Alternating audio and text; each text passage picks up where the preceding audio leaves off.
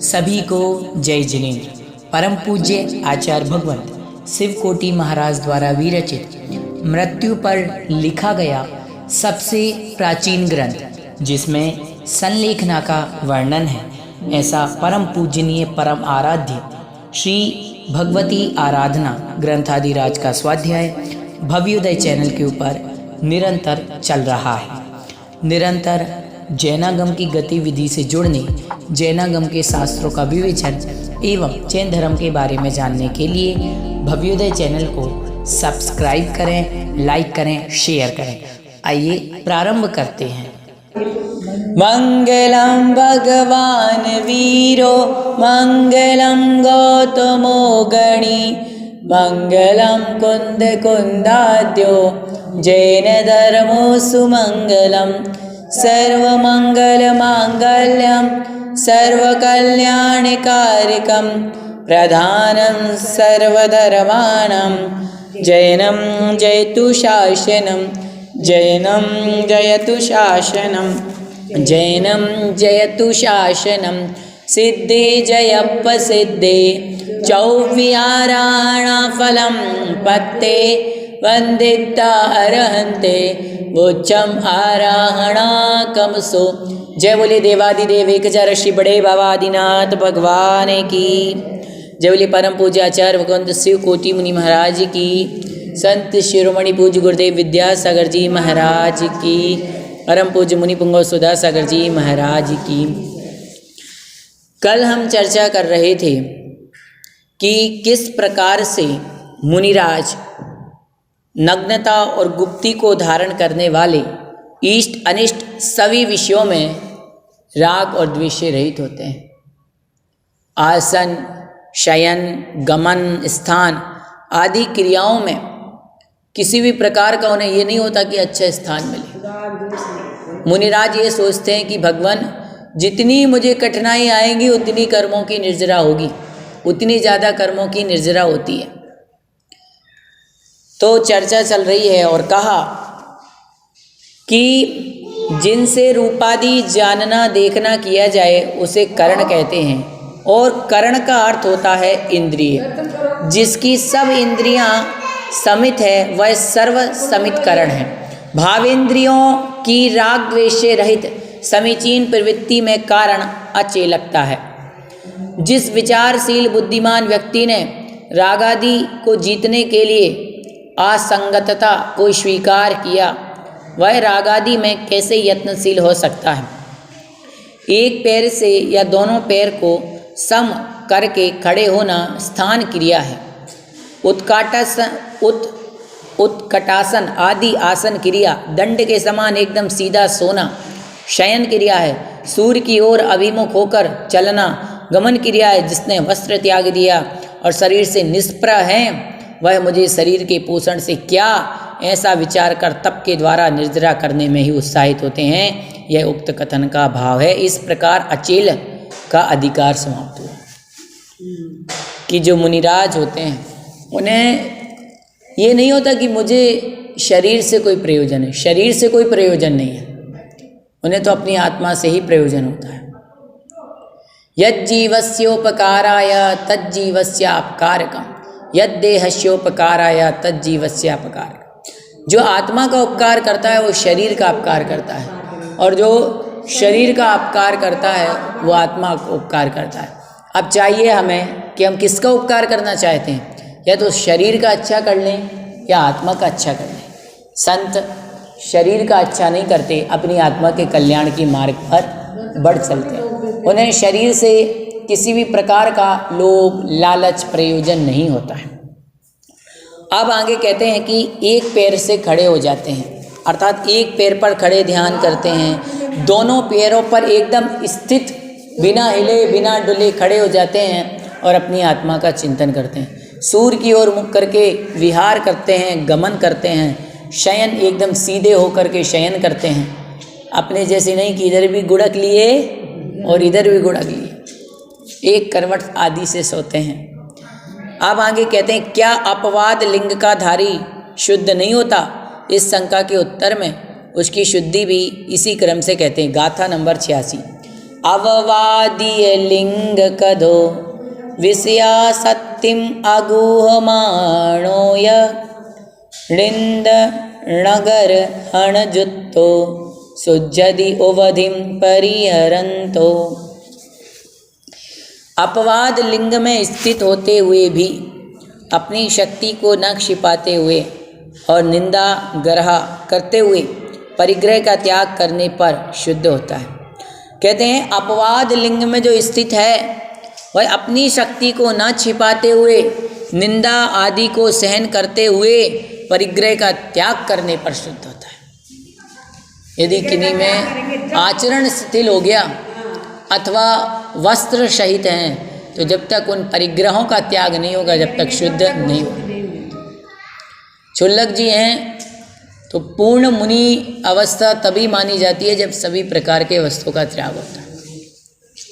कहा गया है आचार्य भगवंत ने कि भले ही एक लंगोटी क्यों ना हो एलक जी के, लेकिन वो एक लंगोटी आपको महाव्रत ग्रहण महाव्रतधारी नहीं बनने दे।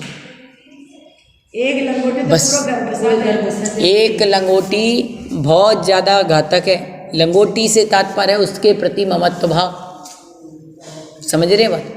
और हमारे पास जब कहा है कि एक लंगोटी पूरा घर बसा सकती है, आचार्य श्री पहले क्षुल्लक महाराज जी लोगों को कहते थे कि क्षुल्लक जी एलक जी इसका भी त्याग करो कब मुनि बनोगे, ऐसे कहते थे। तो वही यहाँ पर कह रहे हैं कि अल्प मात्र भी परिग्रह नहीं रखना बस। और आचार्य भगवंतों ने कहा, आचार्य कुंद भगवान मुनिराज ने कहा कि जो भी साधु के लिए कहा, फिर गृहस्थों की तो आप समझ लो क्या दशा होनी है। जो साधु संसार से विरक्त होकर के मोक्ष मार्ग पर चल रहा है, यदि वो तिल के तुस के बराबर भी परिग्रह रखता है तो वो दुर्गति का पात्र है। इसीलिए साधुओं को कहा गया किसी भी चीज़ से ममत्व नहीं रखना, समझ रहे हो। उसी प्रकार से हमारे लिए है कि हम भी इतना सारा परिग्रह रखे हैं, परिग्रह परिग्रह परिग्रह ममत्व करते रहते हैं, तो बताओ हमारा क्या होगा। इसीलिए कहते हैं कि परिग्रह को क्या करना चाहिए, कम करना। जितनी चीज़ की आवश्यकता है उतना रखें, अनावश्यक चीज़ को अलग कर दें। और याद रखना हमारे घरों में आवश्यकता से अधिक चीज़ें हैं, याद रखो। पंखा काम आता है 4 महीने गर्मी के, 6 महीने आता है, लेकिन परिग्रह का दोष कितने महीने का है, 12 महीने। एसी काम आएगी गर्मी में 2 महीने 3 महीने ज़्यादा से ज़्यादा जब तेज़ गर्मी होती है, लेकिन पाप कितने दिन दे रही है, परिग्रह का दोष पूरे दिन। वो सोना और चांदी कब पहनने में काम आता है, कभी कभार पहनते हो, जब कहीं शादी में जा रहे हो, कहीं विधान में बैठ रहे हो, लेकिन वो अलमारी में रखा उसमें हमारी ममता उसी में रखी है। अब बताओ, इसीलिए कहते हैं परिग्रह का मतलब यही है, उस चीज़ में आसक्ति का होना। मूर्छा परिग्रह और बहुबा आरंभ परिग्रहतम नारकस्य आयुषा। बहुत आरंभ और बहुत परिग्रह कहाँ ले जाने वाला है। इसीलिए परिग्रह को क्या कर लेना चाहिए, सीमित। वस्त्र हमें कितने वस्त्रों की आवश्यकता है उतने वस्त्र रखो। जितने वस्त्रों की आवश्यकता होती है उतने वस्त्र, जितने चप्पल की आवश्यकता होती है उतनी चप्पल रखना चाहिए। अब बताओ, जितनी हमें आवश्यकता है उतनी रखना चाहिए कि नहीं। कि जैसे मेरे को 5 जोड़ी कुर्ते पजामे लगना है तो 5 के भैया 10 रख लो। अब तुमने सोचा हम तो 50 रखेंगे, लाल पीला हरा गुलाबी नीला, क्या बोला, 50 तो पहनना ही नहीं। बताओ, सोचो, विचार करने की बात है। अब अपन को चाहिए कितने होते हैं, 4 चीज़ें, तो भी मान लिया 6 रख लो, 7 रख लो, 8 रख लो, लेकिन ज़रूरत है 4 की और चीज़ें कितनी हैं, 40। चप्पलों की ज़रूरत है, एक समय में आपको एक ही जोड़ी पहनना है, लेकिन रखी गया है बहुत, तो वो रखी किसका दोष दे रही हैं, परिग्रह का। और जितनी हमारी ये परिग्रह, हमारी आसक्ति लोभ लालच बढ़ता है, उतने हम कहाँ बढ़ जाते हैं, नीचे की ओर। जितना, सुन लो, परिग्रह का जितना भजन जीवन में होगा उतना भगवान का भजन कम होगा, और परिग्रह का भजन जितना कम होगा उतना ज़्यादा भजन होगा। बस और जितना ज़्यादा भजन होगा उतनी अच्छी गति होगी, समझ लो ये। इसीलिए कहा अववादीय लिंग कदो, जो कद जिस करोति धातु से बना है उसका अर्थ यहाँ स्थान लिया है। जैसे ऐसा करके का अर्थ इस प्रकार स्थित करके होता है। अतः अपवाद लिंग में स्थित भी कर्म मल को दूर करके शुद्ध होता है। वह किस प्रकार होता है? अपनी शक्ति को न छिपाकर कर्म मल को दूर करके शुद्ध होता है। वह किस प्रकार होता है? अपनी शक्ति को न छिपाकर मन वचन काय से परिग्रह का त्याग करने पर होता है।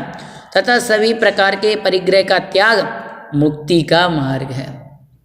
सभी प्रकार के परिग्रहों का त्याग मुक्ति का मार्ग है।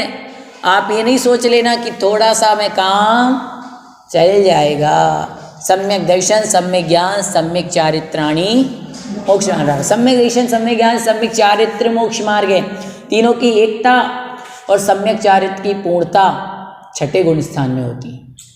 पंचम गुण स्थान में एक देश चारित्र है तो वो एक देश मोक्ष मार्गी है। कहने का तात्पर्य मोक्ष मार्गी है, उसका निषेध नहीं कर रहे, लेकिन जब तक मुनि नहीं बनेंगे तब तक मोक्ष संभव नहीं है। चतुर्थ काल में सभी प्रकार के परिग्रह का त्याग किया। हमारे भगवान तीर्थंकर थे, तीर्थंकर प्रकृति का बंध था। जब सब प्रकार के परिग्रह को त्याग करके मुनि बने तभी सकल कर्मों का क्या हुआ? क्षय हुआ। समझ गए? इसीलिए उस परम अवस्था को तो धारण करना ही पड़ेगा। और एक बात निश्चित है, संसार में कब तक भटकेंगे? कभी ना कभी तो कल्याण करना ही पड़ेगा। आज शरीर कमज़ोर है, कभी तिर्यंच बनेंगे, कभी कोई, ध्यान रखो मजबूरी हमेशा है जीवन में। आज बच्चों के पेपर है, चलो यार अगले महीने चलेंगे अचेशी के दर्शन करने। अगले महीने कोई और बीमारी आ जाएगी। हर महीने कोई ना कोई टेंशन। और आपने सोच लिया जो होगा हमें तो जाना है। याद रखना, जाने वाले चले जाते हैं और सोचने वाले सोचते रह जाते हैं। सोचे कि अरे यार समय शिखर जी जाना है, जाते जाते सोचते सोचते 4 साल हो गए। जाना है, चलो बना लो कल की टिकट, जो होगा देखा जाएगा, जाके भी आ जाते हैं। इसीलिए कहते हैं धर्म पथ में, आप धर्म पथ में जितना ज़्यादा सोचेंगे ना उतना ज़्यादा पीछे हट जाएंगे। इसलिए धर्म जब मन में आया और जब मौका मिला तब कर लो। जो सोचता है ना अरे यार कल कर लेंगे अभिषेक, आज अल्लाह सारा सो जाते हैं, आज तो कल भी यही सोचोगे। और आपने सोच लिया चलो यार 2 लोटे पानी डाल के चले जाते ना, क्या होगा? ठंडी लगेगी तो आ गई। अब आप सोचो कि अरे यार आज नहीं जाते मंदिर, बहुत ठंडी का मौसम हो रहा है। सर्दी में पर आप तो मंदिर से उठते हैं बस। और सोचा अरे 2 लोटा पानी तो डालना है, 2 लोटे पानी डाला, तैयार हुए और आ गए। अब बताओ मंदिर नहीं वाले तो सुताया बस। इसीलिए कहते हैं कि ये हमेशा जब भी मन में आए चले जाओ, मौका मिले चले जाओ, सोचो मत। क्यों? ये मोक्ष मार्ग है, ऐसा है। बस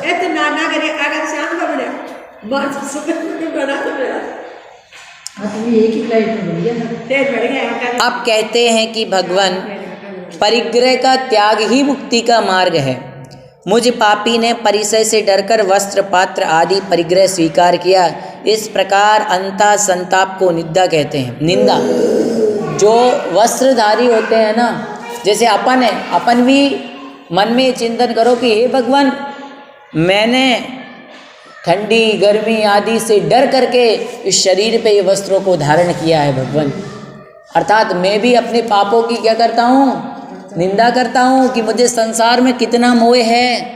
कहीं पुत्र से मोह है, कहीं पुत्री से मोह है, कहीं माँ से मोह है। भगवान मैं इनको छोड़ नहीं पा रहा हूँ। तो ये क्या कहलाती है? अपनी निंदा। और ऐसी निंदा करेंगे चुल्लक जी, एलक जी, अन्य आदि भी। और निंदा करने के बाद जब सभी प्रकार के परिग्रह को त्याग देंगे, जब अचेलकता अर्थात वस्त्र रहित पना प्राप्त होगा।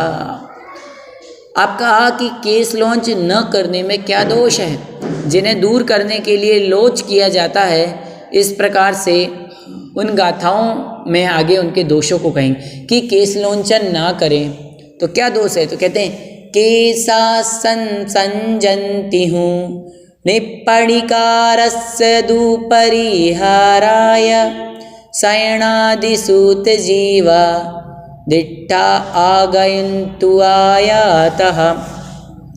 प्रतिकार न करने वाले केस जूं आदि समूर्छन जीवों के आधार होते हैं और वे समूर्छन जीव शयन आदि में दुष्परिहार होते हैं। अन्यत्र से आते हुए भी कीट आदि देखे गए हैं कि बाल बड़े बड़े होंगे तो उनमें तरह तरह के जूं लीक आदि जीव उत्पन्न होंगे और वो उत्पन्न होंगे तो कभी जब शयन आदि करेंगे तो अन्य जीव भी आकर आ सकते हैं, कुछ भी हो सकता है। इसीलिए कहते हैं कि केसों का क्या किया जाता है, लोच उनको। हाँ, तो उसमें जीव तो होंगे ही। देखो बाल बड़े हो जाए, अब मुनिराज ना तो शैम्पू लगाना है ना स्नान करना है। अब आप और हम तो स्नान करते हैं ना, और शैम्पू कुछ भी तो लगाते ही हैं। कोई दही से धो लेता है, कोई नींबू लगा लेता है, तो वो जीव उसमें उत्पन्न नहीं होते। पर मुनिराज को तो साफ करना ही नहीं होता, नहाना होता ही नहीं है। अब बताओ बड़े बाल रखेंगे तो जीव उत्पन्न होंगे कि नहीं। इसलिए बालों को क्या किया जाता है, लोंच। काट सकते नहीं है, कैंची कहाँ से आएगी। कैंची के लिए आपको किसी से याचनी करनी पड़ेगी, भैया पैसे देना मुझे कैंची चाहिए, बताओ। और मुनिराज याचना मांगना तो यही नहीं। और सोचें कि अपना कमा लें तो कमाने के लिए धंधा पानी करना पड़ेगा, सब चीज़ तो कहाँ से आएगी वो, समझ रहे हो। उनके हाथ में क्या, कुछ नहीं, इन बालों को मात्र खींचना ही है। तो खींच करके बालों को उखाड़ फेंकते हैं। घास फूस सम, कैसे, जैसे घास फूस होती है, घास फूस समझ करके इस शरीर से इनको निकल। सोचो, इसे कहते हैं निर्मोही। सोचो, इसीलिए कहते हैं कि धन्य है वे मुनिराज जो केस लुंचन करते हैं। कह रहे हैं संजंती समसज्जदी। कु में कु शब्द का अर्थ एवकार है, अतः निष्प्रतिकार के केश में जूं लीक आदि की उत्पत्ति के आधार होते हैं। जो प्रतिकार रहित हैं वे निष्प्रतिकार हैं।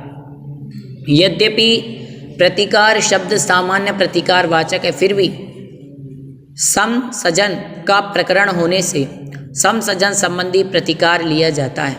उसका अर्थ होता है कि बालों में तेल मर्दन नहीं करना, सुगंधित वस्तु नहीं लगाना, उन्हें पानी से नहीं धोना। उनके केस में समूर्छन आदि जीव उत्पन्न हो जाते हैं।